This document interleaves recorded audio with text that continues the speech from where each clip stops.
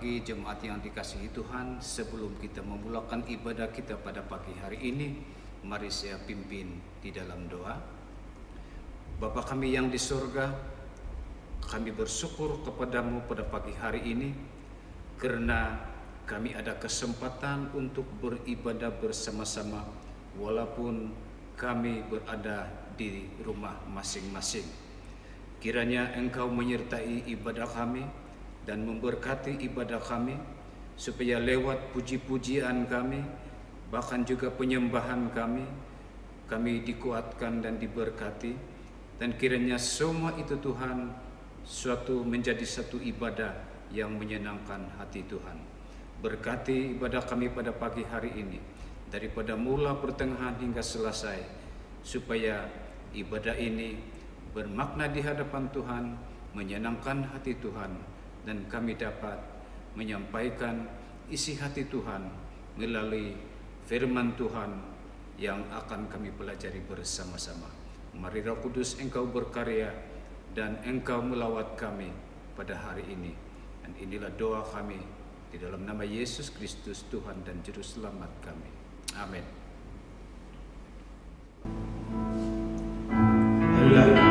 Shalom dan selamat pagi saya ucapkan kepada jemaat SIPDA yang saya kasih dalam nama Yesus Kristus. Hari ini kita bersyukur karena kita diberi kesempatan untuk merayakan satu perayaan besar sebagai umat Kristen yang percaya. Kita rayakan kebangkitan Tuhan kita Yesus Kristus yang menjanjikan hari esok dan selamanya, menjanjikan kehidupan yang kekal. Haleluya Tuhan, kami datang kepadamu, kami menaikkan pujian-pujian, kiranya semuanya Tuhan dibawa harum di hadapan-Mu ya Bapa. Tuhan kami yang hidup, haleluya. Sebab Dia hidup,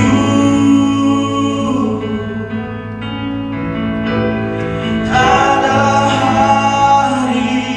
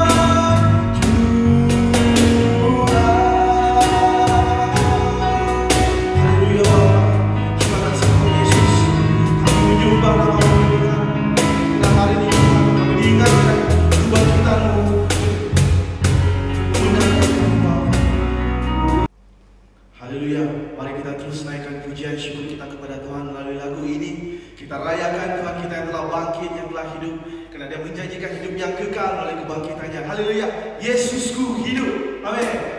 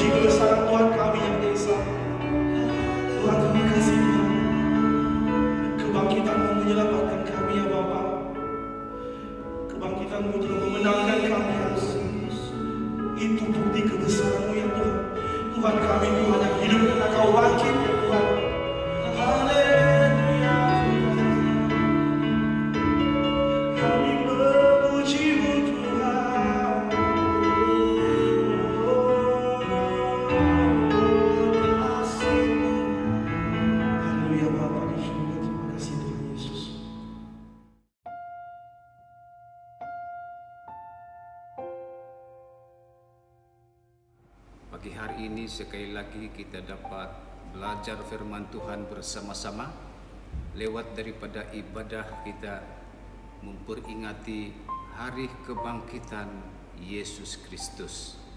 Dan tema kita pada pagi hari ini adalah Yesus hidup, dan teks yang akan saya rujuk sebagai dasar untuk menguraikan firman Tuhan terdapat di dalam Injil Lukas bab yang ke-24 ayat yang pertama hingga ayat yang ke-12. Firman Tuhan berkata, "Dan pada hari Sabat mereka beristirahat menurut hukum Taurat. Tetapi pagi-pagi benar pada hari pertama minggu itu mereka pergi ke kubur membawa rempah-rempah yang telah disediakan mereka.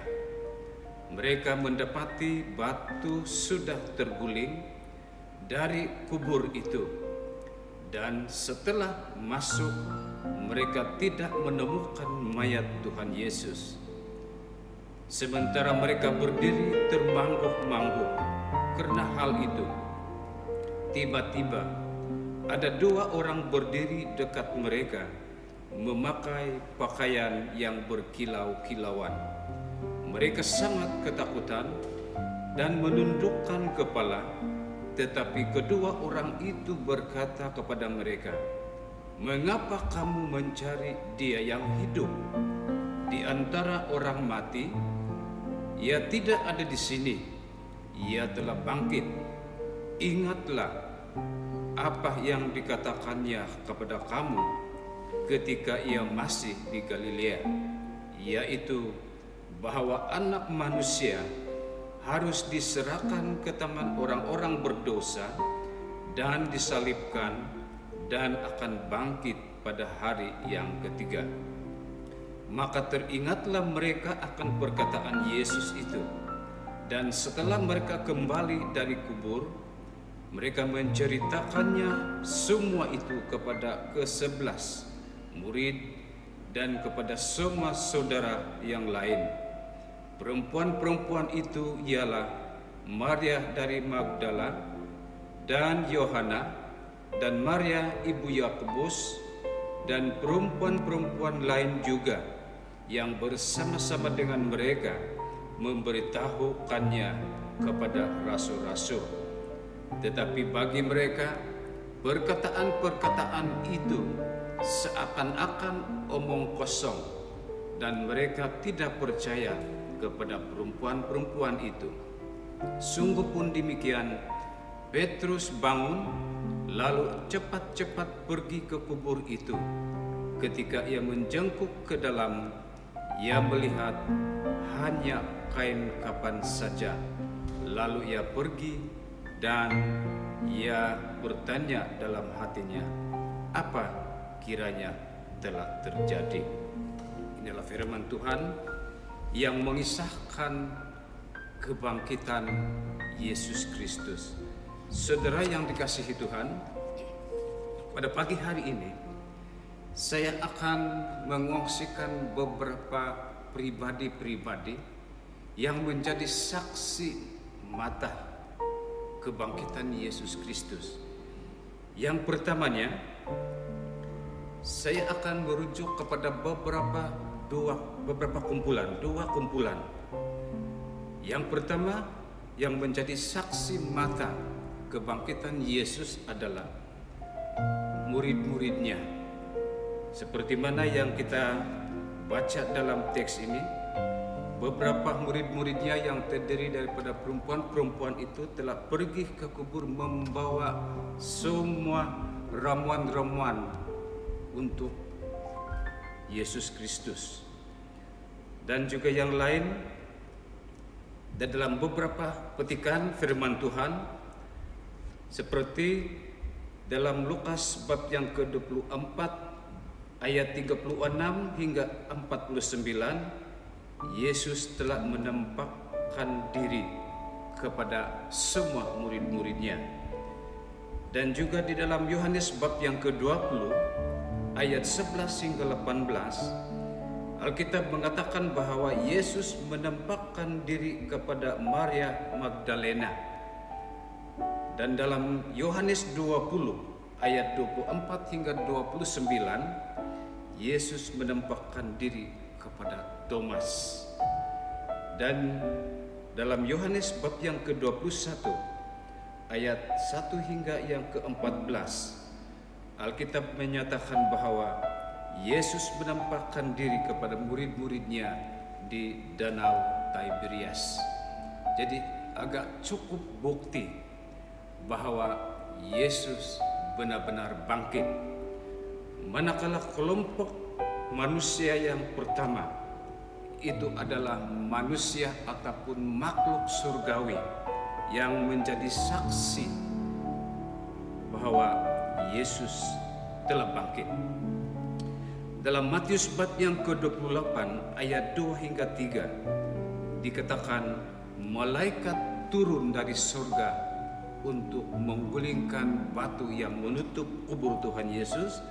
Manakala dalam Markus 16 ayat 5 hingga 6 dikatakan di situ seorang muda memakai jubah putih telah pun kelihatan oleh murid-muridnya.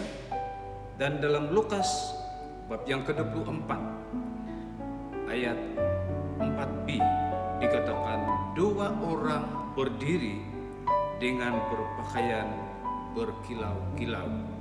Ini semua menunjukkan bahwa pribadi-pribadi yang memperlihatkan diri kepada murid-murid Yesus ini adalah malaikat-malaikat Tuhan ataupun makhluk surgawi. Jadi sudah cukup kukuh bukti bahwa Yesus telah bangkit dan bukan dicuri mayatnya oleh pihak-pihak tertentu. Saudara yang dikasihi Tuhan, kenapa saya mengambil masa yang begitu panjang untuk menyatakan saksi-saksi mata? Karena ada kepentingan bagi kita sebagai orang-orang yang percaya.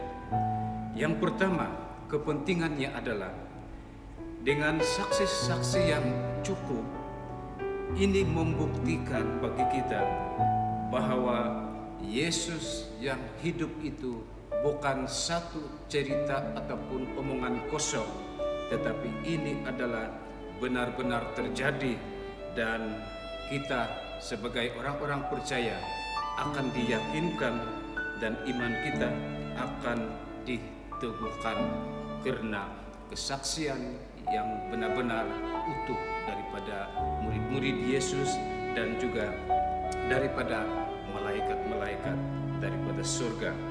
Yang kedua, dengan kebangkitan Yesus yang dinyatakan oleh para saksi-saksi nyata ini membuatkan tuduhan-tuduhan musuh-musuh Yesus yang mengatakan bahwa Yesus bukan bangkit tetapi mayatnya telah dicuri.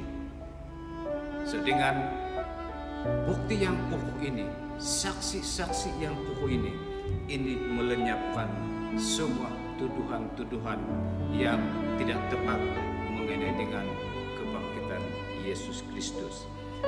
Seterusnya, dengan kebangkitan Tuhan Yesus ini telah melenyapkan segala penghinaan, segala olok-olokan yang telah dilemparkan kepada Yesus dan juga kepada orang-orang percaya. Karena banyak orang yang mengatakan bahwa Yesus tidak bangkit, Tuhan orang Kristen telah mati, maka justru itu orang-orang yang ikut Yesus itu tidak punya pengharapan. Tetapi pagi hari ini firman Tuhan telah memperingatkan kita bahwa Yesus Kristus benar-benar bangkit dan Yesus hidup. Saudara yang dikasihi Tuhan, saya mau membawa kita bersama supaya kita mempelajari beberapa kebenaran firman Tuhan di sini. Yang pertama, dengan kebangkitan Yesus seperti mana yang terdapat di dalam Roma bab yang pertama ayat yang keempat, itu jelas membuktikan kepada saya dan saudara bahwa Yesus adalah Tuhan kita. Tuhan kita yang hidup, yang berada di surga. Dia adalah Tuhan dan penyelamat kita. Dia adalah Alfa dan Omega, yang awal dan yang akhir. Maka puji Tuhan, dengan firman Tuhan dan kebenarannya pagi hari ini, kita diberkati dan iman kita akan diteguhkan dan dikuatkan. Dan yang seterusnya, dengan kebangkitan Yesus Kristus, ini adalah bukti bahwa maut telah dikalahkan. Setelah Yesus berada dalam kuburan, maut tidak dapat menguasainya. Dan pada hari yang ketiga, maka Yesus bangkit, dan ini menunjukkan bahwa Yesus telah mengalahkan maut. Justru itu, kita yang percaya kepada Tuhan Yesus mempunyai pengharapan yang kuat bahwa Yesus adalah Tuhan dan Juru Selamat kita. Dan yang seterusnya, dengan kebangkitan Yesus Kristus ini, sesuai dengan firman Tuhan dalam Roma bab yang keempat ayat yang 25, kita membenarkan ataupun kita dibenarkan di hadapan Allah. Maksud saya di sini adalah sebelum Yesus mati dan bangkit, kita sebelumnya menjadi objek murkahnya Allah. Tetapi sekarang setelah Yesus bangkit, kita menjadi objek kasihnya Allah. Saudara yang dikasihi Tuhan, melalui kebangkitan Yesus Kristus, iman kita juga tidak menjadi sia-sia. Karena Tuhan yang kita sembah itu adalah Allah yang hidup. Kita juga sangat bersyukur karena dengan kebangkitan Yesus Kristus, seperti mana yang ditekankan oleh Petrus dalam suratnya, dalam 1 Petrus bab yang pertama ayat 3 hingga 4, Yesus hidup dan kita mempunyai pengharapan.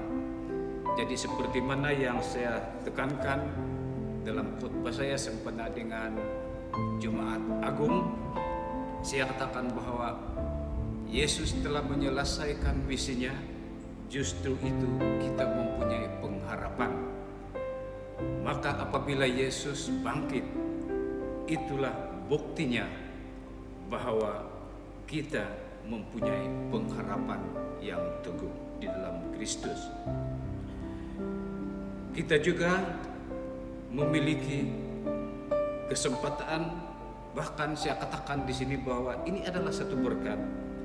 Dengan bangkitnya Yesus Kristus, kita juga akan memiliki kebangkitan pada masa-masa yang akan datang. Saudara yang dikasihi Tuhan, firman Tuhan pada pagi hari ini sesungguhnya sekali lagi memberikan kita kesempatan untuk merenung kebenaran firman-Nya. Saya ingin membawa kita untuk menerapkan firman Tuhan ini bersama-sama.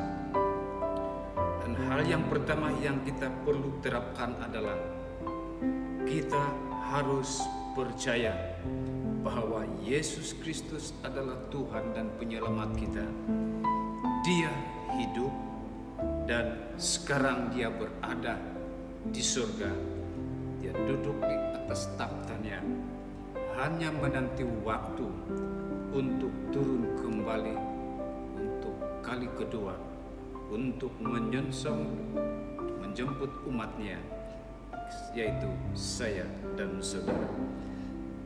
Maka dengan itu, marilah kita percaya bahwa Yesus adalah Tuhan kita, karena Dia adalah Tuhan yang hidup. Yang kedua, mari kita terus berpegang kepada pengharapan kita, yaitu Yesus Kristus. Tidak ada pengharapan kita yang lain selain daripada Yesus, karena firman Tuhan berkata bahwa tidak ada nama lain di mana manusia beroleh penyelamatan, tetapi hanya melalui Yesus Kristus. Saya mau mengajak kita bersama-sama untuk merenungkan satu ayat firman Tuhan melalui pembacaan kita hari ini, yaitu yang terdapat di dalam ayat yang ke-5b, yaitu katakan begini: mengapa kamu mencari Dia yang hidup di antara orang mati? Dan ayat yang ke-6, Ia tidak ada di sini, Ia telah bangkit. Ingatlah apa yang telah dikatakannya kepadamu ketika Ia masih berada di Galilea. Saudara yang dikasihi Tuhan, ini adalah ayat yang menunjukkan ucapan yang retoris yang menegur perempuan-perempuan itu secara halus, karena mereka tidak percaya bahwa Yesus telah bangkit. Untuk renungan kita bersama, janganlah kita seperti perempuan-perempuan ini. Walaupun Yesus sudah mengatakan bahwa anak manusia itu akan diserahkan kepada orang-orang yang berdosa, disalib, dikuburkan, dan pada hari yang ketiga Ia akan bangkit. Tetapi semua peringatan Yesus ini mereka tidak mempercayai. Mari kita terus percaya kepada Tuhan Yesus Kristus, karena di hari-hari yang terakhir ini kita sedang melalui masa yang sukar, dan kita percaya bahwa dalam masa sukar ini Yesus tidak akan membiarkan kita, tetapi Ia tetap menyertai kita dan memelihara kita. Seperti mana yang kita tahu, pada hari-hari ini kita sedang dalam keadaan yang sukar, keadaan yang bimbang dan takut karena penularan COVID-19 ini. Dan saya percaya bahwa Tuhan izinkan hal ini terjadi bukan hanya secara kebetulan, tetapi ada maksud Tuhan di sebaliknya.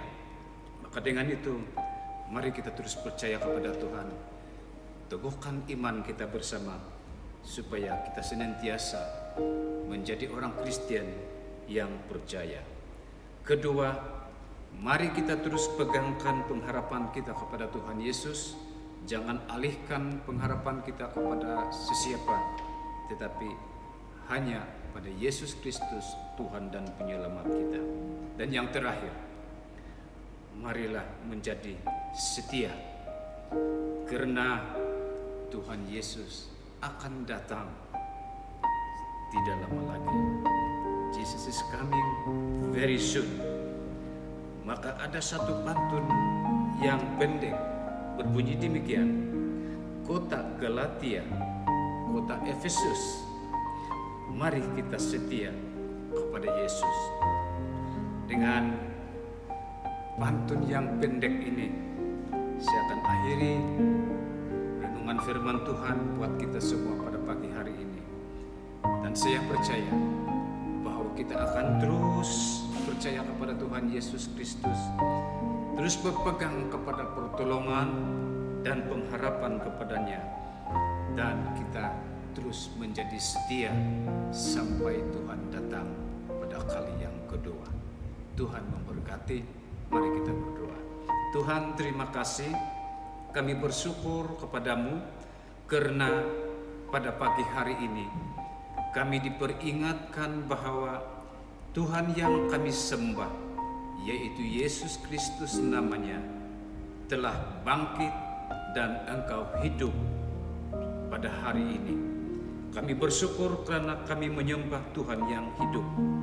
Tolong kami supaya kami terus percaya akan Engkau, kami terus berpegang kepada pengharapan kepadamu, dan kami terus menjadi setia sampai Tuhan datang pada kali yang kedua.